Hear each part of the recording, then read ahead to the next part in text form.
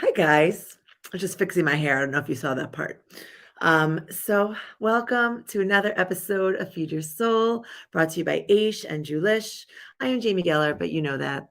And I'm just going to take this first few moments to thank you so much. The last few weeks have been unbelievable. I've shared a lot of personal posts starting over Hanukkah, and we had that beautiful simcha of a bar mitzvah in the old city at Aish, and then culminating last week with a bunch of personal posts, a lot about estrangement, but more about forgiveness. And so it means so much to me to have that incredible warm reception. And more importantly, how so many of you are opening up and how we're really coming together around the ideas of unity and forgiveness and the importance of family. So it's been special. It's been incredible. It's been meaningful. You've given me a lot of sense of support and sense of purpose. I always wonder, like, I have these platforms, we have this tremendous microphone to the world. How can we use it for the good? And so I really feel like I had a chance over the last few weeks to do that. And so thank you for the opportunity. It's because of you that I had that opportunity. So thank you for making up this unbelievable community that started as a food community, but it really has grown into a family. So thank you. And speaking of comfort and food and community, I think like dessert is probably the best way to show someone that you love them. And it's one of the things that I'm like really worst at making. It is my favorite course. And I learned from my mom. You guys have been following me for a long time. Know my mom always orders dessert first. She orders chocolate mousse first when she goes to the restaurant because she's like, why should I stuff it in at the end of the meal when I have no room?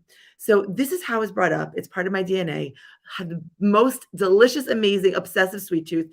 And I'm like, okay, in the dessert space. Cooking, yes, I could do dessert. I'm always opting for simple, quick, and easy. But today's guest is like a genius, okay? A genius baker. She's self-taught, and her work, her recipes, if you follow on Instagram, her blog, her videos, her reels, her pictures are just like beyond mouthwatering. I just want to lick the page. I'm so happy I'm going to have her as a new friend, and you will too. She's going to help us troubleshoot and answer all of our questions when it comes to baking. And before I introduce her, I'm leaving you in suspense. I want to know where you're watching from, how you're doing today, and more importantly, today's question of the day is, what is your favorite Jewish dessert? Okay. So that's what we want to know. Put them up in the comments. We'll take a look at them. And even if I can't read them out loud, I'm looking at them, I'm seeing at them, and I'll pipe in later, if I don't get a chance to read your comment out loud exactly at the moment that you say it. So right now, we're going to go ahead and introduce today's guest. Dikla Frances is a Charlotte-based self-taught baker. She was born and raised in Israel, my favorite place, and moved to the States in 2008. Dee released her first book, Baking Science, in April of last year, and she shares more baking recipes, tips, and knowledge on her sweet baking blog, One Sarcastic Baker. I am so excited to welcome Dee to Feed Your Soul. So good to be here. Thank you.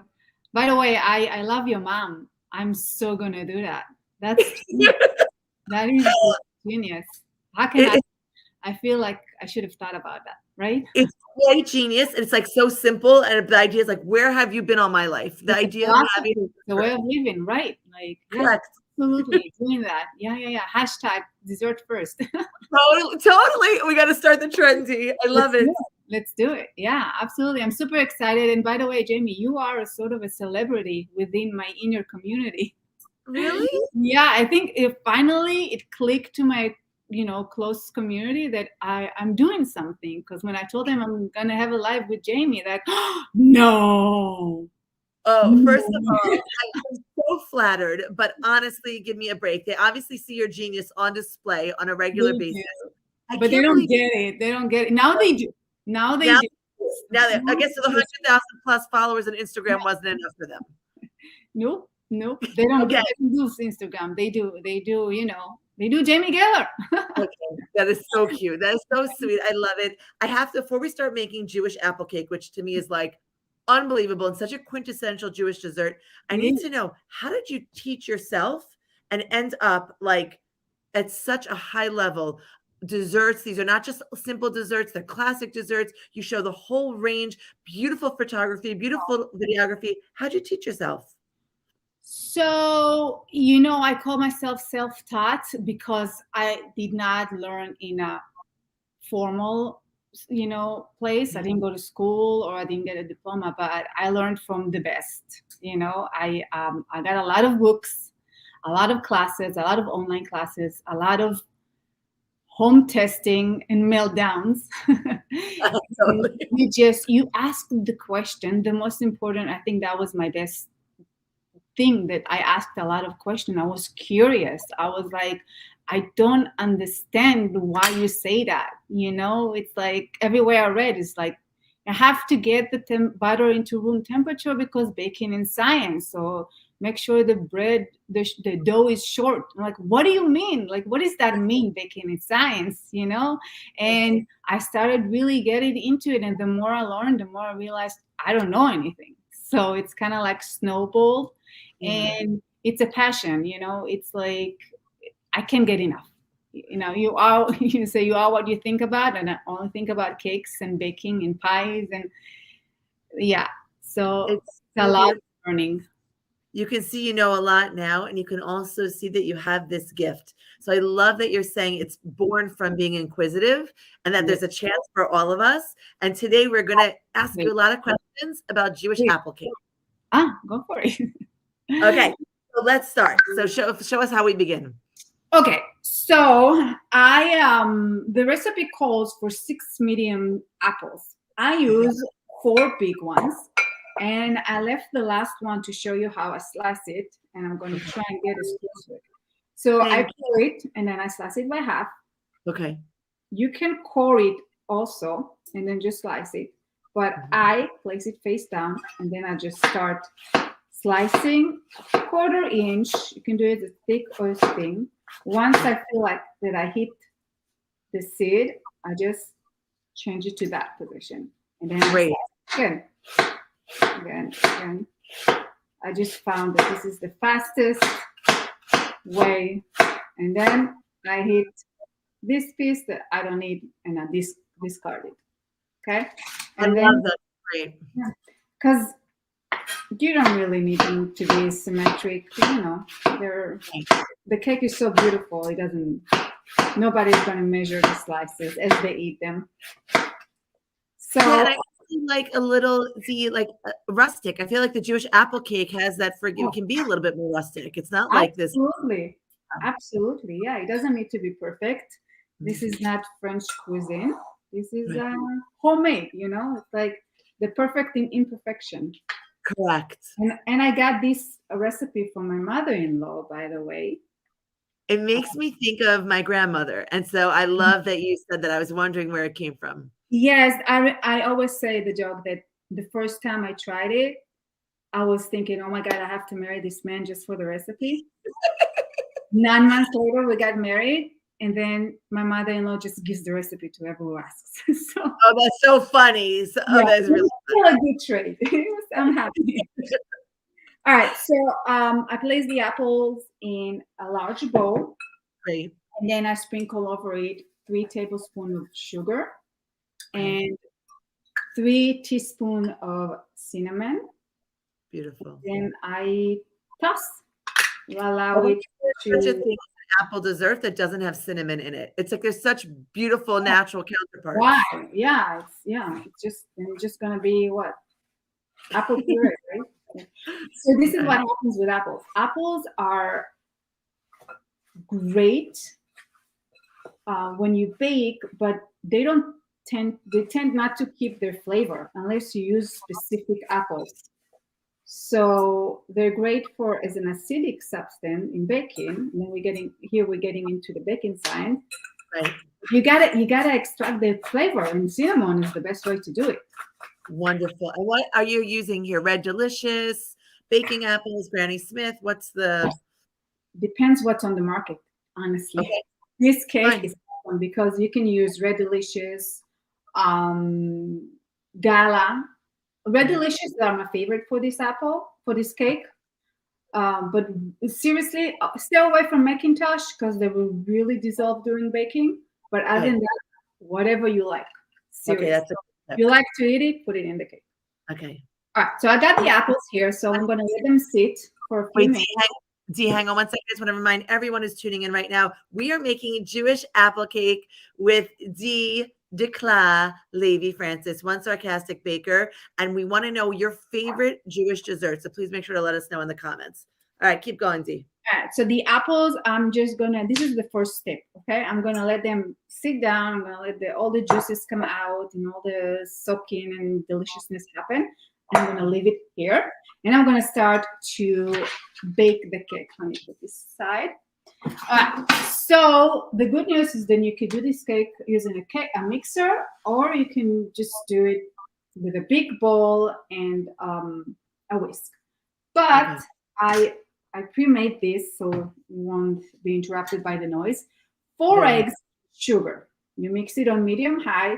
Now you can mix it for 1 minute. You can mix it for 5 minutes. The longer you mix, the more air you're going to incorporate.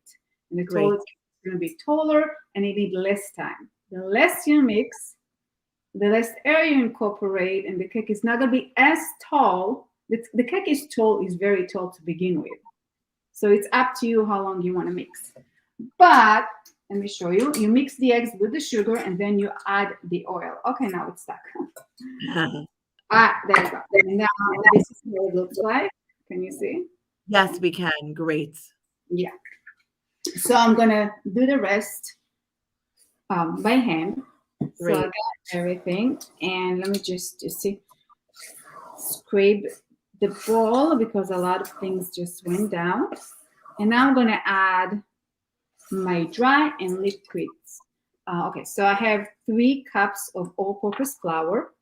I'm going to add 3 teaspoons of baking powder. Do you have like a favorite brand of flour? Do you notice a difference? Oh yeah, absolutely. I'm a huge fan of King Arthur flour. All the bakers love it. Yeah. Yeah. However, I love also gold medal. Gold medal. Yeah. Okay, great. So I think most people can find both of those. They can find both of those. Yeah. What I like about King Arthur is that I like the brand. Right. The brand is very, very open to the community. So, right. Very much. You can use throwing up the ingredients now, guys. If we're whetting your appetite and you want to go ahead and bake, of course, we'll put the link to the recipe. It's going to be on our site, aish.com/Julish. Also, for more recipes like this, you can go visit One Sarcastic Baker, and Dee's new book, Baking Science, is now available. So we're going to keep going with our Jewish apple cake. I'm going to add a pinch of salt. Great. And now, when you mix the dry ingredients, take a minute to do it. Otherwise, you don't want to have like pockets of baking powder. Oh, definitely not. That sounds terrible, Dee. I know. Been there, done that, I've done everything. Okay. You made the mistake for all of us. Thank you. Yeah. Now we're going to mix a third of the flour in the cake, in the egg mixture. Great. And, start mixing it. You don't have to do it all the way. And then add half the amount of orange juice and vanilla extract. Okay. It's so amazing. I would have totally thought apple juice in the apple cake. Right? Yes. It works so good. I don't know how to explain it. This cake is just like, whoever made it, whoever thought of it, is just a genius.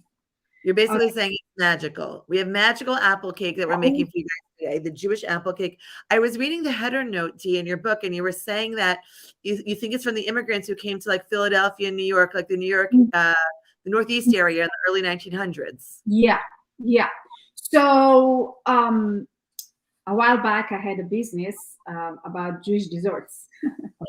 And I used to bake for temples and stuff like that. So wow. I know a lot about Jewish desserts. And yeah, the immigrants from Europe used to, they bake what they knew, and they had to alter things, right? So there was a huge community in Philadelphia that brought this recipe in. I don't know its origin. Maybe somebody knows better. I'm from Philadelphia, and I never knew the Philadelphia connection. I feel so connected to this cake right now. Well, it is amazing. You see how like baking is just I think baking can like save the world. Seriously. I was just actually, I'm gonna give you a little tell you a secret. I was on the phone with the White House today, okay? And Wow. yes, and we were talking about Passover and brisket, and I actually said I think brisket could bring peace to the world. And you just basically Wow, said I love that. Brisket is my favorite. yeah, so I feel like God is sending me a message because you just said the same thing. You're like, baking can save the world. And I Uh, just think food brings us together. And it's so, Absolutely. yeah, Absolutely. it really is. It's not just If comforting and not you just good for the soul. if you sit at the table, it doesn't matter who you sit with, and you eat good food, you're good. You're good. Yes, correct. Okay, so now the batter is ready. Can you see it? It's Yes. And I love how easy that was just with the spatula and a bowl. Fabulous. yeah. Oh, hand whisk. Yeah, it just super easy. I have a tube pan. Okay. Um, this is what I like to bake in. Okay.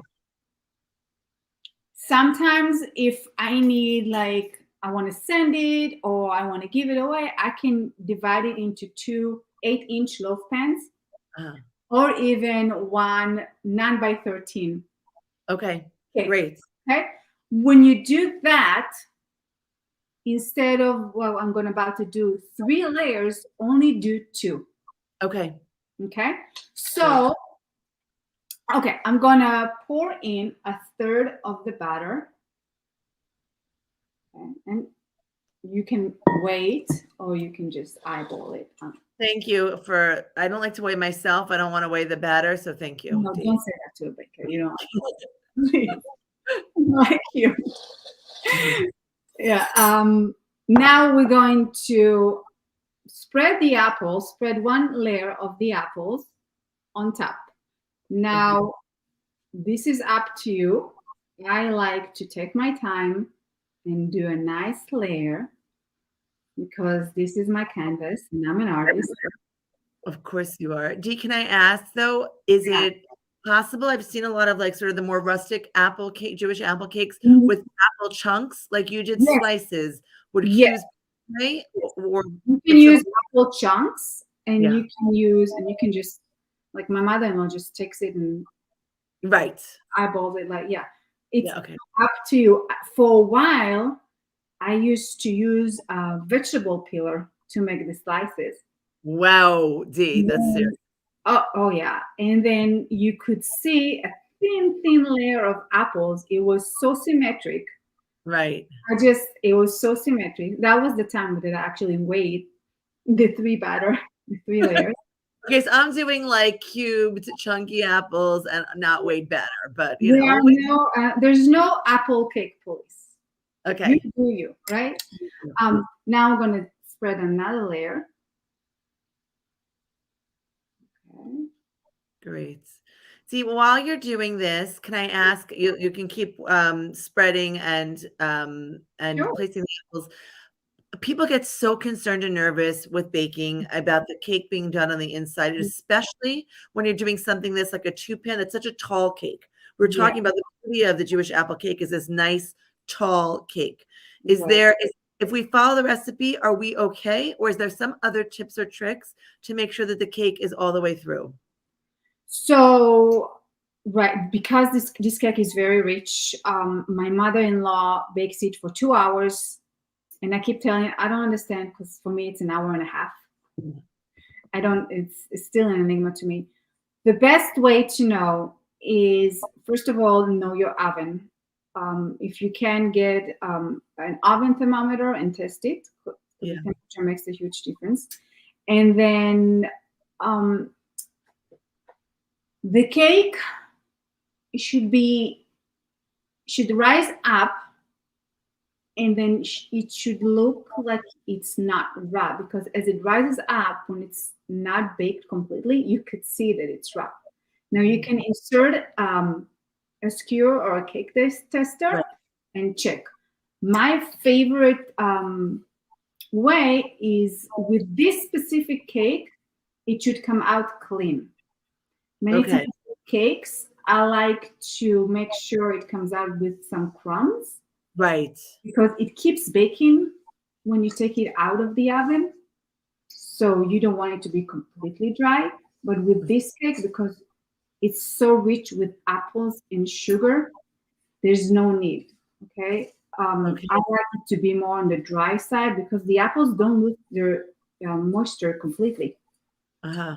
So the apples will provide all the tenderness and moistness of the cake. Great. I love that tip. Dee, just so you know, people are watching from Chicago, Sweden, Maryland, Vegas, London, Scotland, That's amazing. No Georgia. way. I I love love it. we said world peace is happening right here just from this recipe, Jewish apple Oh cake. my God. We love us coming together. I am a believer. And you guys have to also tell us what your favorite Jewish like desserts are, please. This way maybe Dee will agree if she had a good enough time. Maybe she'll come back and make something else with us. Oh, I would love to. A Okay, peach. so whenever I can talk about baking, it's like, oh my God. I get these emails about, can you help me with my cake? Or have you heard about this dessert? And I'm like, all right. I love it. All right. We're So this is the Thursday. the hashtag rugelach in Hebrew, no less, as favorite desserts. And I saw that like Nice. you just posted a stunning rugelach like 3 days ago. Yeah, so that, when I moved here and I saw rugelach, I was so confused. Yeah, I will share it. But okay, so I just spread the last portion of the apples, and I have a lot of liquids here. Okay. I like to just Oh, okay, good tip. So yeah.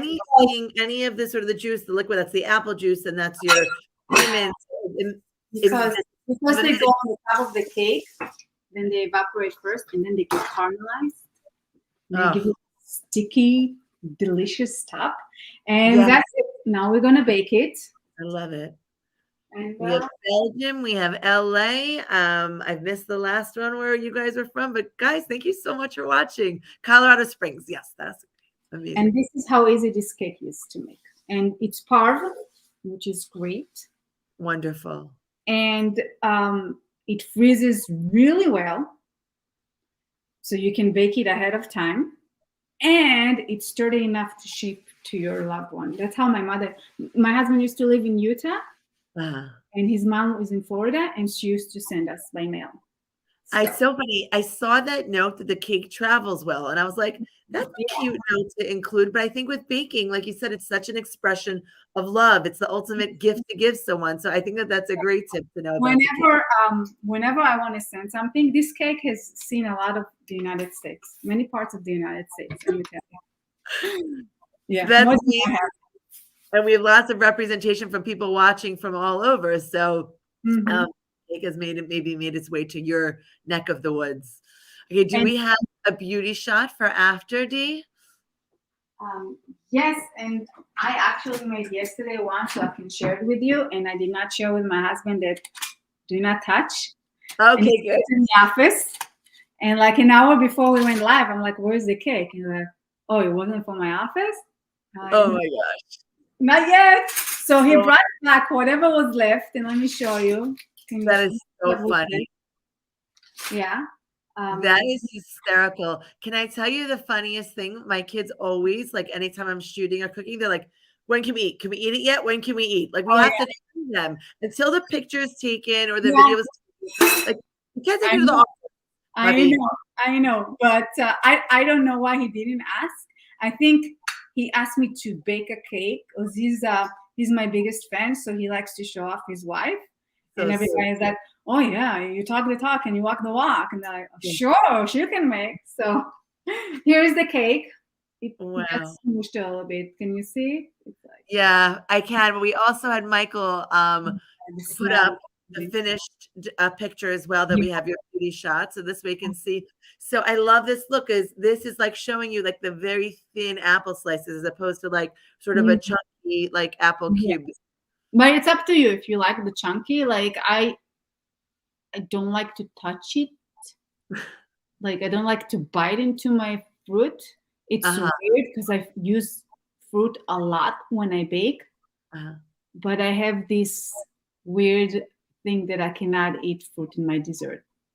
It's weird, right? Because I feel like it's like, are you a cake? Are you fruit? What are you? So I found my middle ground because fruits are the best. They're like such a great ingredients to bake with. Yeah, so as long as you do them thin and your heyday with the vegetable peeler, you're Yeah. okay. Yeah. Amazing. Okay, so just a one moment to just tell people about your book before we go, Baking Science. Is it like a science lesson, or like can the novice follow it? Novice baker follow the Yes, book? absolutely. It's for every person who likes to bake and is intrigued about the baking process and wants to know how to be a better independent baker. Uh-huh. Not to, because in the beginning when I started baking, I got so many compliments and I felt like I'm cheating because that I just followed the recipe. Yeah. And I feel like I need to know why this work or why this doesn't work. Uh-huh. And when I started searching for information, there was no book about baking science. There was no information. That was like pre-baking blogs and everything. But I think to this day there is some, but there's not a lot.